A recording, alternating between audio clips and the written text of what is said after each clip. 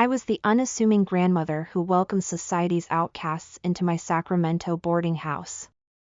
To the community, I was a benevolent caretaker, to my tenants, a provider of shelter and warmth. But behind the facade of kindness lay a sinister motive driven by greed and a cold disregard for human life. In the 1980s, I opened my home to the vulnerable, those battling mental illness, addiction, or simply down on their luck. I offered them a place to stay, meals to eat, and a semblance of family. But as their guardian, I also gained access to their financial affairs. I began collecting their Social Security checks, ensuring they never saw a dime. When tenants became too troublesome or inquired too much about their money, I took drastic measures. I poisoned them, ending their lives quietly within the walls of my home.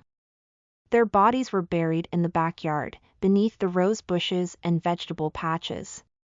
To maintain the illusion, I continued to write letters to their families, assuring them their loved ones were well and happy.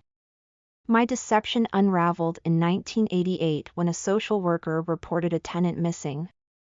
The police arrived, and the sweet scent of my garden couldn't mask the stench of death. As they unearthed body after body, the neighborhood watched in horror, unable to reconcile the image of the kindly grandmother with the monstrous acts I'd committed. I fled, attempting to start anew under a different name, but my face was plastered across the nation. A man recognized me in a bar and alerted authorities. I was arrested, tried, and convicted of multiple murders. I maintained my innocence until my death in 2011, but the evidence spoke louder than my denials. I am Dorothea Puente, the grandmotherly killer who turned a haven into a house of horrors.